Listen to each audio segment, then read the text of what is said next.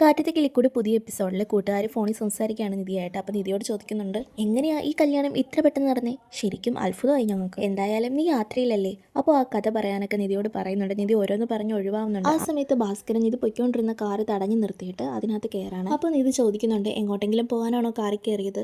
അപ്പോൾ ഭാസ്കരൻ പറയുന്നുണ്ട്, നീ കാറിൽ കയറിയത് എങ്ങോട്ട് പോകാനാ? അപ്പോൾ ഡ്രൈവർ പറയുന്നുണ്ട്, തക്കലക്കടിച്ച് ഈ കുട്ടി പഠിച്ച കോളേജില്ലേ അവിടെ പോകാനാ. അപ്പോൾ ഭാസ്കരൻ പറയുകയാണ്, എനിക്കും തക്കലേക്ക് പോകാൻ. ഇതേ സമയത്ത് സുഭാഷും സുധീഷും കൂടെ ബൈക്കിൽ പൊയ്ക്കൊണ്ടിരിക്കുകയാണ്. ആ സമയത്ത് സുധീഷ് ചോദിക്കുന്നുണ്ട്, സുഭാഷ് ചേട്ടാ നിധി തിരിച്ചു വരുമല്ലോ അല്ലേ?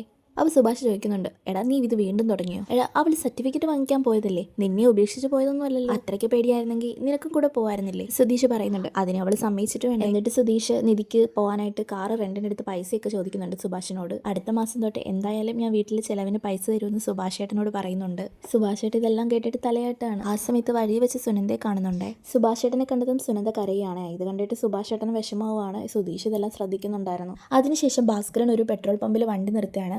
നിധിയാണെങ്കിൽ ആകെ ടെൻഷൻ ആവുകയാണ്. എന്നിട്ട് ഡ്രൈവറിന്റെ അടുത്ത് ബിരിയാണിയൊക്കെ മേടിക്കാൻ പറയുന്നുണ്ട്. ആ സമയത്ത് ഭാസ്കരൻ വണ്ടി കയറിയെന്ന് ഡ്രൈവ് ചെയ്യാൻ. നിധിക്ക് ചെറിയ പേടിയൊക്കെ ഉണ്ട് കേട്ടോ. നിധി അപ്പൊ പറയുന്നുണ്ട്, കാറ് ഡ്രൈവർ ഓടിച്ചോളൂന്ന്. അപ്പോഴത്തേക്കും ഭാസ്കരൻ പറയുന്നുണ്ട്, ആരാണോ ഓടിക്കുന്നത് അവരാണ് ഡ്രൈവർ എന്ന്. മിണ്ടാതിരിക്കാനൊക്കെ നിധിയോട് പറയുന്നുണ്ട്. ഇതിൻ്റെ ഇടയ്ക്ക് ഫുഡ് കഴിക്കാനായിട്ട് ഭാസ്കരൻ വണ്ടി നിർത്തുന്നുണ്ട്. അപ്പോൾ നിധി എടുത്ത് കഴിക്കാൻ പറയുമ്പോഴത്തേക്കും നിധി വേണ്ടെന്നൊക്കെ പറയുന്നുണ്ട്. അവിടെ എത്തട്ടെ എന്നൊക്കെ പറയുന്നുണ്ട്. അപ്പോഴത്തേക്കും ഭാസ്കരൻ നിർബന്ധിച്ച് നിധിയെ കഴിപ്പിക്കുകയാണ്. അത് കഴിഞ്ഞ് നിധി കോളേജിലെത്താണ്. നിധിയോട് ഭാസ്കരൻ ചോദിക്കുന്നുണ്ട്, എന്താ പഠിച്ചതെന്നൊക്കെ. അപ്പം നിധി പറയുന്നുണ്ട്, BRക്കാണ് പഠിച്ചതെന്ന്. അതിനുശേഷം നിധി കോളേജിലോട്ട് കയറുമ്പോഴത്തേക്കും ഭാസ്കരൻ അവിടെ വെയിറ്റ് ചെയ്യുകയാണ്. അതിനുശേഷം കൂട്ടുകാർ ആരാ നിധി ഇതെന്ന് ചോദിക്കുമ്പോഴത്തേക്കും നിധി പറയുന്നുണ്ട്, അതൊക്കെ ഞാൻ പിന്നെ പറയാം, ഇപ്പം നിന്റെ വിശേഷങ്ങൾ പറയാമെന്ന് പറഞ്ഞ് കൂട്ടുകാരിയോട് ചോദിക്കുകയാണ്. എന്നിട്ട് ഫ്രണ്ട് ചോദിക്കുന്നുണ്ട്, നിന്നെ കിട്ടാനായിട്ട് ഫോണിൽ ഒരുപാട് തവണ ട്രൈ ചെയ്തു, പക്ഷേ എവിടെ നിന്ന്, എന്തിനാ നീ ഇത്ര തിടുക്കത്തിൽ കല്യാണം കഴിച്ചത്? അപ്പം നിധി പറയുന്നുണ്ട്, എല്ലാം ഒരു വലിയ കഥയാണ്, അതെല്ലാം ഞാൻ നിന്നോട് പിന്നെ പറയാമെന്ന് പറഞ്ഞ് ഇത് മേഡത്തിൻ്റെ റൂമിലോട്ട് പോവുകയാണ്. അപ്പോൾ മേഡം പറയുന്നുണ്ട്, സർട്ടിഫിക്കറ്റ് ഒക്കെ തന്നിട്ട് കുറച്ച് മാസങ്ങൾ പോലും ആയില്ലല്ലോ.